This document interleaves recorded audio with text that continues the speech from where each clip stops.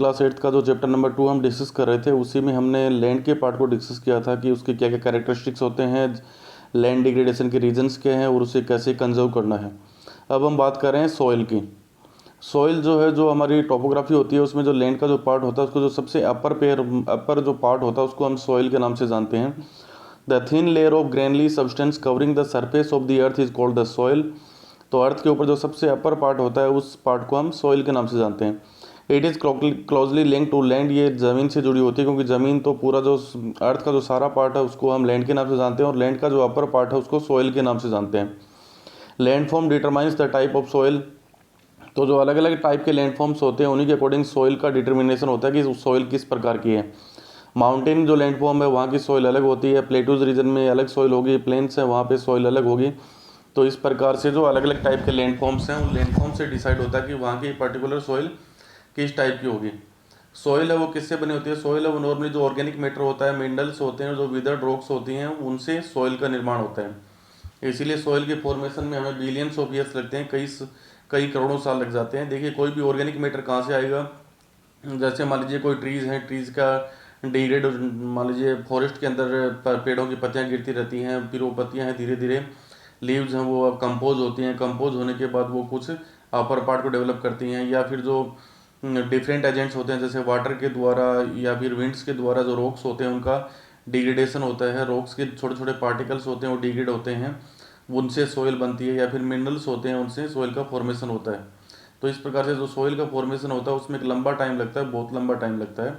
तो एक बार यदि सॉइल है वो किसी भी तरीके से ख़राब हो जाती है तो उसको बनने में करोड़ों साल लग जाते हैं। This happens through the process of withering. जो विदरिंग की प्रोसेस होती है उसके द्वारा इसका निर्माण होता है। The right mix of minerals and organic matter make the soil fertile. कोई भी सॉइल है, यदि वो फर्टाइल है या अनफर्टाइल है, तो वो इससे डिसाइड होता है कि उसके अंदर कितने टाइप के मिनरल्स हैं, और जो ऑर्गेनिक मैटर है उसका सही मिक्सर उसमें अवेलेबल है या नहीं है।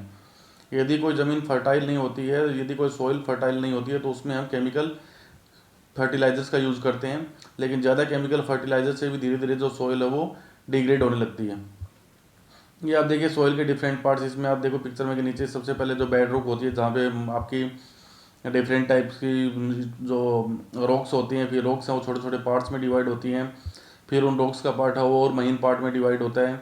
उसके बाद इसमें जो ह्यूमस होता है वो मिक्सर होता है, और लास्ट में जो अपर पार्ट है वो सॉइल के रूप में डेवलप होता है। ये कुछ और पार्ट है, देखिए नीचे कि डिफरेंट डिफरेंट टाइप में कैसे मिलियन शेयर लगते हैं। पहले सॉइल का नीचे से आप देखना शुरू करोगे तो इस प्रकार स्टोन्स के रूप में यानी रॉक्स के रूप में डेवलप होती है। उसके बाद उसके ऊपर जो पार्ट है वो धीरे धीरे डेवलप होते होते जो अपर पार्ट है, सबसे अपर का जो ब्लैकिश आपको दिखाई दे रहा है वो आपका सॉइल का पार्ट है। तो इस अपर वाले पार्ट को बनने में करोड़ों साल लग जाते हैं। ये दोबारा से डिफरेंट एग्जांपल आप देख सकते हो, तो डिफरेंट डिफरेंट लेयर्स आप देख सकते हो कि अलग अलग जगह की जो सॉइल है उसका कलर अलग होगा, उसका जो उसमें जो मिनरल्स होते हैं वो अलग होंगे, उसका जो मटेरियल होता है वो अलग अलग टाइप का कैसे डेवलप होता है। क्योंकि ये सॉइल का कलर है, उसका जो टेक्सचर है, उसकी फर्टिलिटी है, वो सारी डिपेंड करती है कि उसमें किस प्रकार के मिनरल्स अवेलेबल हैं, किन ऑर्गेनिक मैटर से वो बनी हुई है, कितना उसमें ह्यूमस अवेलेबल है। तो ये डिफरेंट डिफरेंट टोपोग्राफी में सॉइल है वो अलग अलग टाइप की डेवलप होती है। कोई भी सॉइल प्रोफाइल क्या है? तो soil profile is a vertical cross section of the layers of the soil found in a given area. Below are two examples. Soil profile उसको बोलते हैं जब हम जो लैंड होती है उसका क्रॉस सेक्शन करते हैं, तो उससे हमें उस सॉइल प्रोफाइल का पता चलता है कि वो किससे बनी हुई है। यहाँ पे पिक्चर में आप देखोगे तो 1 2 3 4 5 लेयर्स आपको दिखाई देंगी अलग अलग टाइप की। और जितना आप गहराई में जाते जाओगे, जितनी ज़्यादा खुदाई करते जाओगे, उतनी ही लेयर और डेवलप होती जाएंगी। तो इस प्रकार से जो यदि अपर लेयर है वो अपर लेयर है, वो उसी में सारी फर्टिलिटी रहती है, उसी में सारे मिनरल्स और ऑर्गेनिक मैटर अच्छी तरह डेवलप होते हैं। यदि इस अपर लेवल को नुकसान होता है तो धीरे धीरे जो लैंड है वो अपनी फर्टिलिटी को खो देती है। अब जो फैक्टर्स है वो सॉइल फॉर्मेशन होती है कैसे, उसके डिफरेंट फैक्टर्स क्या हैं जो इसके लिए रिस्पॉन्सिबल होते हैं। The major factors of soil formation are the nature of the parent rock and the climate factor. जो सबसे बड़े फैक्टर होते हैं सॉइल फॉर्मेशन के लिए वो है कि किस रॉक से वो बनी होती है। पेरेंट रॉक का मतलब है किस टाइप की रॉक से बनी होती है। देखिए इसीलिए जैसे हमारे साउथ इंडिया में आप जाएंगे तो जो प्लेट्यूज रीजन है वहाँ की सॉइल का कलर ब्लैक है। तो सिंपल है, उसका रीज़न वोल्केनिक एक्टिविटी से हुआ है। तो यानी कि वहाँ पे जो इग्निशियस रॉक्स हैं वो पेरेंट रॉक के रूप में काम कर रही है, इसीलिए उस रॉक का कलर ब्लैक है। आप और नीचे की साइड में कर्नाटका की साइड में जाओगे तो वहाँ पे जो सॉइल का कलर है वो ब्रिक्स जैसा होता है। और साउथ की तरफ आप जाओगे तो वहाँ पे सॉइल का कलर रेड एंड येलो होता है। नॉर्थ इंडिया में यदि आप देखोगे तो सॉइल जो एलुवियल सॉइल होती है उसका कलर ब्राउनिश होता है। तो ये सारी रीज़न है कि वो सोइल किस पेरेंट रॉक से बनी है और किन क्लाइमेटिक फैक्टर से बनी है। क्लाइमेटिक फैक्टर जैसे लेटेराइट सोइल है, उसका कलर है वो रेडिश इसलिए होता है क्योंकि वहाँ पे टेम्परेचर ज़्यादा होता है। टेम्परेचर ज़्यादा होगा तो क्या होगा, एवापोरेशन ज़्यादा होगा। एवापोरेशन ज़्यादा होने से सोइल है वो अपनी जो उसमें मॉइस्चर होता है वो मॉइस्चर कंटेंट धीरे धीरे उसका कम होने लगता है, जिसके कारण उसका कलर चेंज होकर रेडिश हो जाता है। तो ये सारे क्लाइमेटिक फैक्टर भी डिपेंड करते हैं कि सोइल किस प्रकार की होगी। Other factors are the topography, role of organic material and the time taken for the composition of the soil formation. साथ ही टाइम का भी बहुत बड़ा इंपॉर्टेंट रोल होता है। कोई भी सॉइल जितना ज़्यादा टाइम उसको दिया जाता है, जितने टाइम तक वो अनटच रहती है, जितने टाइम तक उसको फॉर्मेशन का टाइम मिलता है, वो उतनी फर्टाइल होती जाती है। ऑर्गेनिक मैटर का मतलब है कि देखिए यदि आप चारों तरफ बहुत सारे फॉरेस्ट रीजन है या बहुत सारे ट्रीज हैं तो वहाँ की सॉइल है वो ज़्यादा फर्टिलिटी होती है, क्योंकि उसमें ट्रीज से जो ऑर्गेनिक मैटर है वो रेगुलर उसमें मिक्सअप होता रहता है। All this differ from the place to place. तो ये सारे के सारे जो फैक्टर्स होते हैं वो एक जगह से दूसरी जगह अलग अलग होते हैं। इसी कारण किसी जगह की सॉइल है वो ज़्यादा फर्टाइल होती है और किसी जगह की सॉइल है वो अरेबल लैंड है वो अनफर्टाइल रह जाती है। These are the different factors soil के। जैसे पेरेंट रॉक अलग अलग टाइप की हो सकती है, टोपोग्राफी अलग अलग टाइप की हो सकती है, फिर इसमें किस प्रकार का मॉइस्चर मिलता है, टाइम कितना लग रहा है उसको बनने में, साथ ही वहाँ का क्लाइमेट कैसा है, टेम्परेचर कैसा है, रेनफॉल कैसा है, इन सब के ऊपर सॉइल का फॉर्मेशन डिपेंड करता है। अगला ये देखिए, जैसे रेन वाटर हो कैसे सॉइल को, एक सिंपल से एग्जांपल से हम देख रहे हैं कि स्लोप के ऊपर यदि रेन गिर रही है तो वहाँ पे की सॉइल है वो लगातार डिग्रेड होती जाएगी, तो उसके कारण वहाँ पे पुअर सॉइल डेवलप होगी। फिर जैसे स्लोप से हम नीचे की तरफ आएंगे तो जो एवरेज सॉइल डेवलप होगी, और फिर जैसे ही हम प्लेन्स एरिया में आएंगे तो वहाँ की सॉइल है वो ज़्यादा फर्टाइल होगी, क्योंकि वहाँ पे फ्लैट लैंड है। तो इस प्रकार से रेन वाटर का इम्पेक्ट होता है किसी भी जगह की सॉइल फॉर्मेशन के ऊपर। ये कुछ और तरह के प्रोसेस की सॉइल प्रोसेसिंग कैसे होगी। सबसे पहले एक पेरेंटल रॉक होती है। पेरेंटल रॉक है वो डिफरेंट डिफरेंट पार्ट्स में डिवाइड होगी। फिर उसके ऊपर क्लाइमेट का फर्क होगा। क्लाइमेट में बहुत सारी चीज़ें जैसे आपका टेम्परेचर है, रेनफॉल है, ये सारी चीज़ें शामिल हो जाती हैं। फिर टोपोग्राफी कि वहाँ पे वो जो पार्ट है वो माउंटेन है या फिर वो प्लेट्यू रीजन है, तो उसके ऊपर डिपेंड करता है। फिर उसमें ऑर्गेनिज्म डिपेंड करता है कि वहाँ पे आसपास कोई मतलब कोई ग्रीनरी जोन है तो सॉइल है उसमें ज़्यादा मिक्सर होता है तो ज़्यादा वो फर्टाइल होने का टाइम रहता है, साथ ही उसको बनने में कितना समय लगा है। तो इन सारी प्रोसेस के ऊपर डिपेंड करता है कि सॉइल की प्रॉपर्टी कैसी होगी, वो मतलब ज़्यादा फर्टाइल होगी, कम फर्टाइल होगी, या वो ह्यूमस से रिच होगी या अनरिच होगी। ये सारी चीज़ें इसके ऊपर डिपेंड करती हैं। अगला सॉइल फॉर्मेशन की जो प्रोसेस, सिंपल से दोबारा वो चीज़ें कि पेरेंटल रॉक पे डिपेंड करता है, फिर क्लाइमेट, फिर और जो ऑर्गेनिज्म है डिफरेंट डिफरेंट टाइप के उस पर, फिर रिलीफ, फिर टाइम के ऊपर। रिलीफ फीचर में वही सारी चीज़ें आती हैं आपकी जो टोपोग्राफी के नाम से हम जानते हैं कि वो माउंटेन है या प्लेट्यू है या वो किसी स्लोप के ऊपर है या फिर किसी वैली के अंदर है या प्लेन के अंदर डेवलप हो रही है। इस प्रकार से सॉइल फॉर्मेशन की प्रोसेस के ऊपर ये डिफरेंट फैक्टर्स का इम्पैक्ट होता है। अलग से दोबारा हम डिस्कस करेंगे factors that influence the soil formation. Climate का forms faster in warm wet climates, कि जो सॉइल फॉर्मेशन है वो हमेशा ऐसे क्लाइमेट रीजन में ज़्यादा तेज़ गति से होता है जहाँ पर टेम्परेचर वो जल्दी से गर्म होता है, और वेट क्लाइमेट में जहाँ पे रेनफॉल ज़्यादा होता है। ऑर्गेनिक को बताया कि जहाँ पर वॉर्म्स वगैरह मिक्स होते हैं, एक great soil aid organic matter की, जहाँ पे छोटे छोटे केचुए जो दिखा रखे हैं ये इजिली जहाँ पे पाए जाते हैं, छोटे छोटे जो इंसेक्ट्स हैं वो पाए जाते हैं, तो वो सॉइल की फर्टिलिटी को इंक्रीज करने का काम करते हैं। लैंडफॉर्म्स कई प्रकार के लैंडफॉर्म्स होते हैं जहाँ पर हो सकता है एक स्लोप के अंदर जो लैंडफॉर्म है वहाँ पर रेनफॉल होगा तो जो वाटर होगा उसके कारण सॉइल फॉर्मेशन के ऊपर अलग इम्पैक्ट होगा। प्लेन के अंदर सॉइल फॉर्मेशन के अलग इम्पैक्ट अलग होगा। कई जगह पे सॉइल में इरोजन हो सकता है कि यदि स्लोप के ऊपर है वहाँ पे लिंचिंग हो सकती है, या एक्सपोजर टू सन की जो रेज हैं वो टेम्परेचर ज़्यादा है तो उसका भी सॉइल के ऊपर अलग अलग इम्पैक्ट होगा। पेरेंटल रोग से ये डिसाइड होता है कि उस सॉइल की क्या केमिकल और फिजिकल प्रॉपर्टीज़ होंगी, क्योंकि उसी पेरेंटल रोग से उस सॉइल का बड़ा पार्ट बनता है। टाइम की सॉइल फॉर्मेशन में कितना टाइम लगेगा, जितना ज़्यादा टाइम सॉइल फॉर्मेशन में लगेगा वो सॉइल उतनी ही उसकी फर्टिलिटी बढ़ने की संभावनाएं होती हैं। अब कि जैसे लैंड डिग्रेडेशन होता है वैसे ही सॉइल का भी डिग्रेडेशन हो रहा है, तो उसका डिग्रेडेशन के रीजंस क्या है, उसको कैसे कंजर्व किया जा सकता है। तो soil erosion and depletion are the major threats to the soil as a resource. Both human and natural factors can lead to the degradation of soil. तो ह्यूमन और जो नेचुरल फैक्टर हैं वो दोनों ही रिस्पॉन्सिबल हैं किसी भी सॉइल के डिग्रेडेशन के लिए। Factors which led to soil degradation are deforestation, की किस प्रकार से हम लगातार पेड़ों को काट रहे हैं, वनों को काट रहे हैं, उससे सॉइल का डिग्रेडेशन होता है। ओवर ग्रेजिंग, एनिमल्स को किसी भी एक पर्टिकुलर जगह पे यदि लगातार तरीके से ग्रेजिंग करवाते हैं तो उससे सॉइल डिग्रेड होती है। Over use of chemical fertilisers और पेस्टिसाइड्स, यदि हम एग्रीकल्चर के अंदर जो केमिकल फर्टिलाइजर्स हैं या पेस्टिसाइड्स हैं उनका ज़्यादा यूज़ करते हैं तो उससे भी सॉइल का डिग्रेडेशन होता है। रेन वाटर है उसको प्रॉपर तरीके से मैनेज नहीं किया जाए तो उस प्रॉपर मैनेजमेंट के बिना जो पानी का जो फोर्स होता है वो सॉइल के अपर पार्ट को अपने साथ ले जाता है, तो उसे डिग्रेड हो जाता है। लैंडस्लाइड एंड फ्लड्स, जब फ्लड्स आती हैं या लैंडस्लाइड्स होता है तो उससे भी सॉइल का अपर पार्ट है वो डिग्रेड हो जाता है। अब इसके कंजर्वेशन कैसे किया जाए, तो पहला कंजर्वेशन का मेथड है मल्चिंग।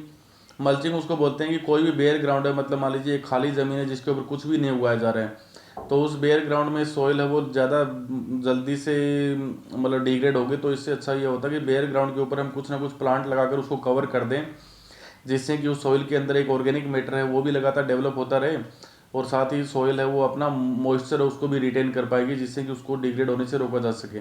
चलिए इसको पिक्चर से समझते हैं हम। ये देखिए कि हम सॉइल के अंदर जो बीच वाला, जैसे मान लीजिए बीच में हमने एग्रीकल्चर कर ली, लेकिन जो बीच वाला मिडल वाला पार्ट है उसके अंदर हम इस प्रकार से मल्चिंग कर सकते हैं, या फिर हम इस प्रकार से उसको कवर करके रख सकते हैं ताकि उसको डिग्रेड होने से बचाया जा सके।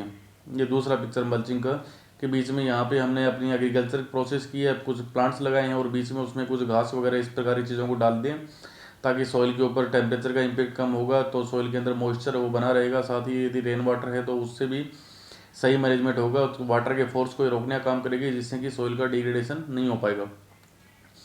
अगला तरीका काउंटर बैरियर बनाना। तो काउंटर बैरियर में जैसे स्टोन हो गया, ग्रास हो गया, इन सब को यूज़ करके हम एक बैरियर टाइप बना सकते हैं, काउंटर बैरियर, जिससे कि trenches are made in front of the barrier to collect water, जिससे कि वाटर के फोर्स को रोककर हम सॉइल के डिग्रेडेशन को बचा सकते हैं। ये सिंपल सा, जैसे मतलब किसी भी स्लोप के ऊपर आपने इस प्रकार का बैरियर बना दिया, ये बैरियर ज़्यादातर प्लांट्स वगैरह है या आप किसी ग्रास लैंड को तैयार कर सकते हो, तो जब किसी भी स्लोप से वाटर अपने फोर्स के साथ आएगा तो ये बैरियर है उस वाटर के फोर्स को धीरे धीरे कम कर देगा, जिससे कि यहाँ पे लैंडस्लाइड भी नहीं हो पाएगा और सॉइल है वो सॉइल की डिग्रेडेशन की जो रेट है वो भी धीरे धीरे कम हो जाएगी। ये दूसरा तरीका जो बैरियर के रूप में हम अपना सकते हैं।